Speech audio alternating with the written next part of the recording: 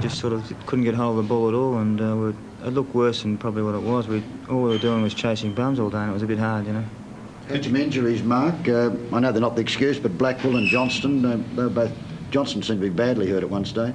Oh, I don't know how bad Jono is, but injuries doesn't make any difference. It's, you know, there's no excuses. You know, we still had 18 players on the ground at one time. That's all you can have on, and he's a handy player, Jono, and he's handy to have fit as well. But you know, they were just too good for us on the day. Mark, do you think you should have made some changes in that second and maybe third quarter, even particularly those Which ones? quarters, second and third quarters? What changes? Well, any sort of changes that you made, positional changes. Well, that's something you should ask Robert, not really me. It's a bit hard for me to say that. Mark, when you lose a grand final, it is the most depressing thing that you can do. Tell me something. Yeah, terribly depressing. But surely Carlton can take some heart from the fact that they got to the grand final. You've got a reconstructed team. I know it hurts, the pain's pretty deep at the moment, but surely you can see light at the end of the tunnel. You got there. You can only get better next year. Well, no one remembers who ran second, you know, and that's true. 2 weeks later, they all know who Hawthorn is, and they forgot about Carlton. And you know, people say, you know, it's great to make the 5 and all that, but if you don't win the grand final, I don't think it's worth making the 5. You know, you might as well not even be there. You know, and Hawthorn was second last year, but they're first this year. Can't you do that? Well, that's 12 months away. It's a hell of a long time, and we'd be looking forward to doing that, but you know, that's all we can look forward to now is the future. The past is what's gone, and you know, it was just a terrible day for us. An easy analysis, I suppose, would be that Hawthorn upped the tempo from second semi-final style to grand final style, and Carlton didn't really know what had hit it.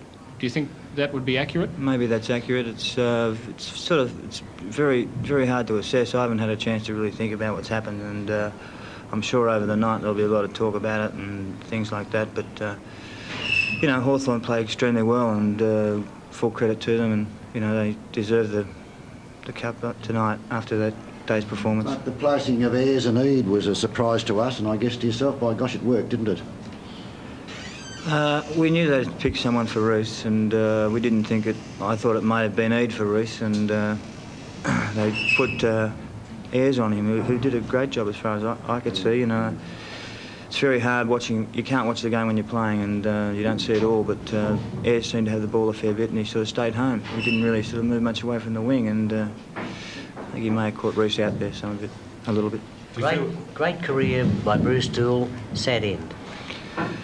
Yeah, it was a tragedy for Bruce, who was playing his 359th game and his 7th or 6th grand final, and you know, he's had a great career at the club. He's won 4 or 5 best and fairest, and you know, he's just been an idol to all the young players and everyone there as well. You know, so you know, that's one thing that I do really feel sorry about, but you know, can't do much about it now.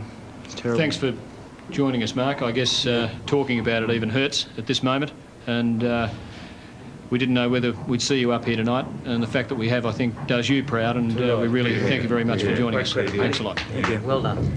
In a little while, we'll be talking with Michael Tuck, the winning captain, who's really capped a great career. He played his 300th earlier this year, and now the quiet man has led Hawthorn to their 6th premiership in 1986. But I think before we do that, we might just concentrate on the Blues for a moment. And Douglas, there's not really much to find, but what can you find from the wreck? There isn't, Tim. I looked at statistics, and just for the sake of statistics, Motley topped it with 22 and didn't do much. Harms had 20, and Jones, Alvin and Glasgow 19 each. Madden, I thought, should have had a bigger contribution, got punch-outs and didn't do much. Hunter, I thought, struggled valiantly towards the end, but was of no influence.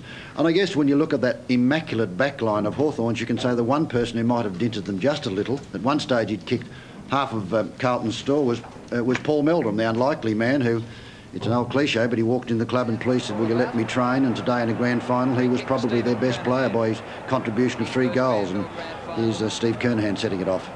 Culminating a great first season in Victoria for him. Shocking kick. Wallace should have marked. Meldrum, 50 metres out. Not a bad kick over his shoulder. Bradley in the goal square, but it's through for full points.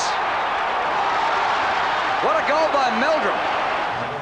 Well, Carlton's first for the match was that one by Paul Meldrum, who finished with 3, and no doubt Blues spectators, supporters who were jumping up and down after it went through thought that there were probably a good 15, hopefully 20 still to come. But alas, just 8 more kicked by Carlton for the day. We've also been joined now by Ron Barassi, who's witnessed grand final number, what would it be, about 35, Barassi? Yeah, about that.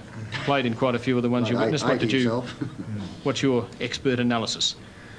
Right, Hawthorn jumped them and they used the same tactics on Carlton and Carlton used them on Hawthorn 2 weeks ago. They blitzed them in the first quarter. The game was won there. It was teamwork, tactics and tackling, I think, won the match. The tackling, I believe, was close to a club record in the first quarter, which is where the game was won. I think Scooter said that, and I agree. It was a tremendous team effort there. Zest for the ball, the tenacity and intensity at the ball.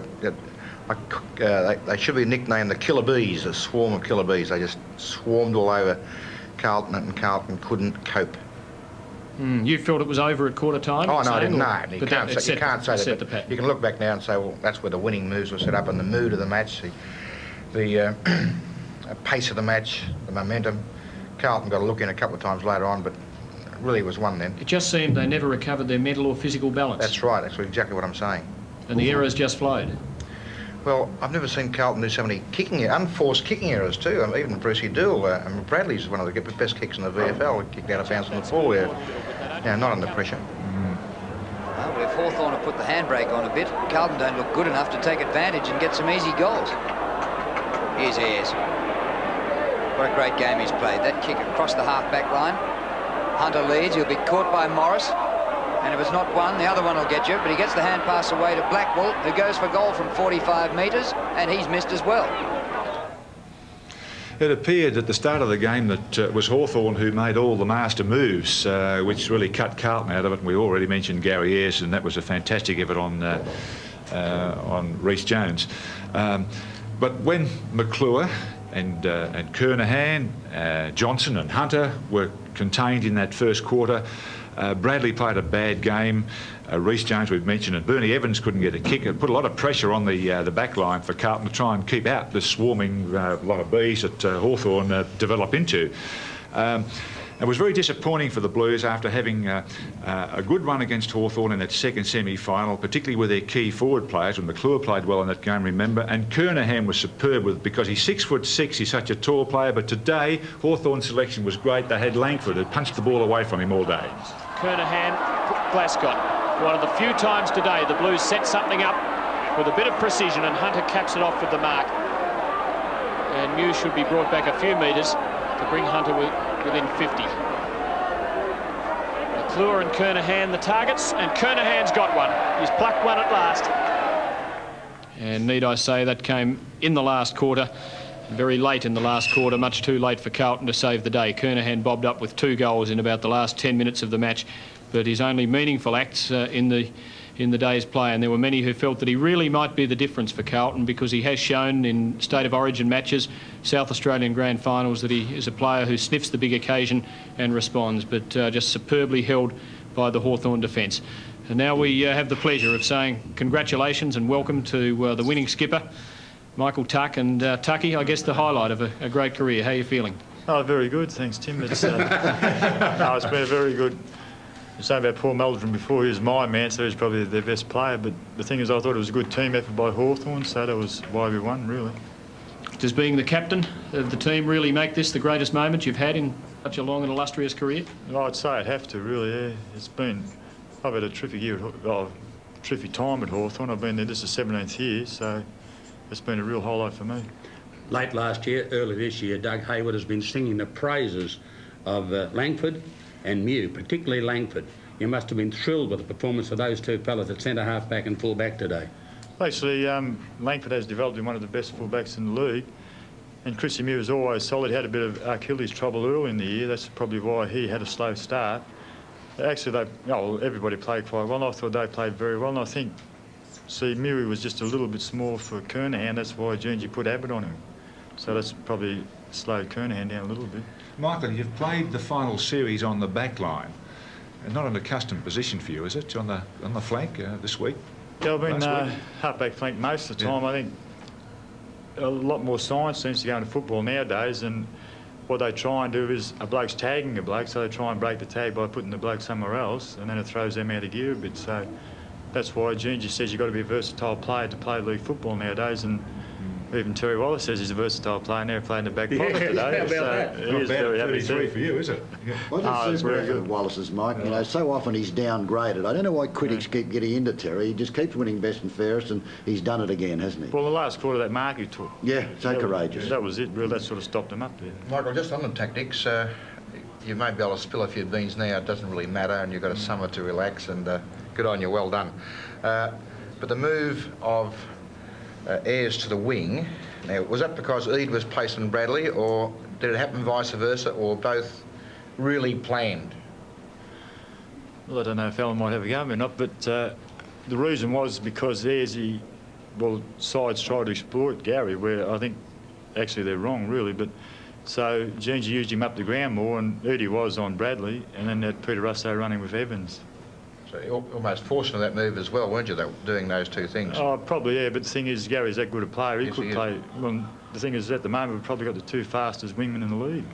Well, he played on the wing in the first couple of matches, That's a didn't joke, he? That was a joke. That was a joke. We like a joke. He played on the wing in the first couple of matches of his career, is that right? Is that correct? Yeah, Gary's played half-forward flank on the wing and that. He's very good footballer, really. Yeah, he is.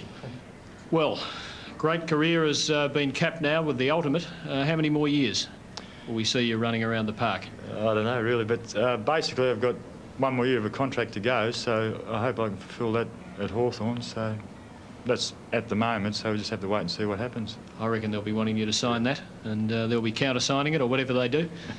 Well done, Tucky. Thanks very much. Thanks for dragging yourself away from what must be a tremendous scene down in the rooms. Oh, it's very good, really. Well done, Mike. Yep. Of the year. Well done. A round of applause, everybody. No, it couldn't, indeed. OK, let's quickly go down to the losing rooms now, where no doubt a very disappointed Robert Walls has been speaking with Drew Morford. Well, how do you feel after such a caning? Disappointed. Could you believe that so many players could have an off day on the same day? Well, it was a day where we didn't have many winners, that's for sure. And I suppose over the 22, 24 weeks, to have only 3 or 4 up, or 3 or 4 break even, well, you know, it was the day that we least wanted that to happen. What about the interstate players? They gave you very little.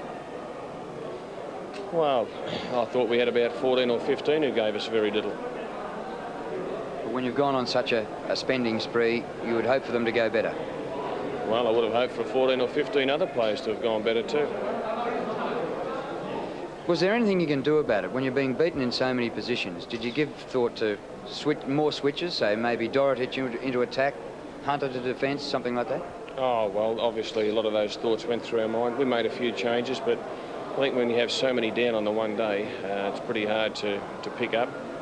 Even at half-time, when we were 3.5 goals down, I thought we were a chance because we played really poorly, and yet we were only 20, 21 points behind.